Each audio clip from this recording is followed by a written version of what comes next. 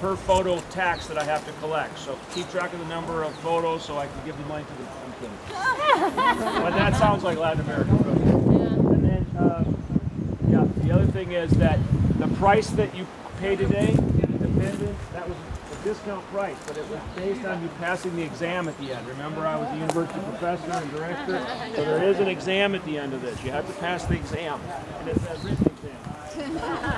Now, let me go back, because these rocks are only a couple million years old. When I go back about 20 million years and move forward, okay? If we had been here 20 million years ago, first of all, we wouldn't have been here, we would have been some other species. Besides that, if we'd been here 20 million years ago, we would have been swimming in very fast-moving ocean. There was no Panama.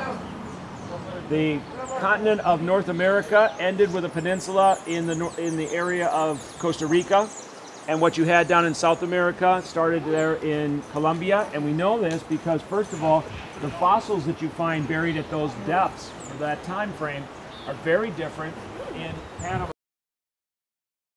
and in Colombia. And there is no record for Panama at that time because Panama didn't exist. It was under the ocean. And as the tectonic plates move, of course, things change all the time. In fact, there's some apps. In fact, I have one back at the center if you'd like to see it when we get back.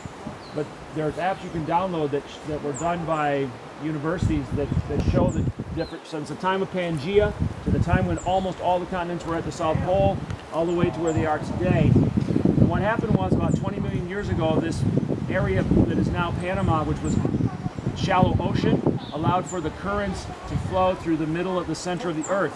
So the currents of the ocean were very different than they are today as well. The North American plate subducted and went under the Caribbean plate. And as it started to push up, it created massive earthquakes, 10.0 type earthquakes, something that humans have not seen in present time. And what happened was, of course, over about 11 to 12 million years, massive earthquakes caused this ground that we're standing on to be forced up from below bedrock and sedimentary rock at the bottom of the ocean to be pushed up to create Panama.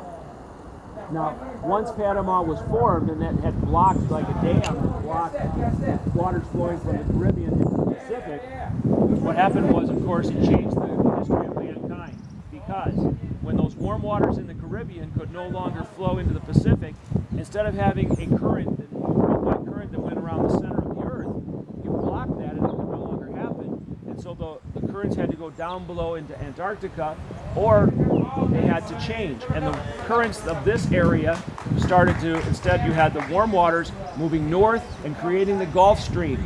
Of course, the Gulf Stream warmed up and greened up North America, created part of the polar ice cap, the majority of it, and then over into Greenland and Northern Europe.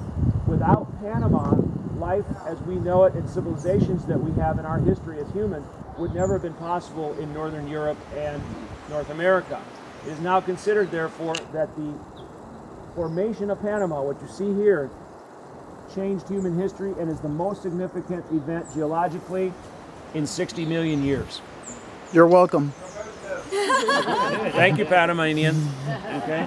Now, the other thing to note is, though, when it comes to these rocks here, what you have here is a lava flow, and you can see it from this angle. You can see as it's coming around and coming out. But this whole entire valley was created by massive lava flows. And of course, the rivers will cut down into that over time.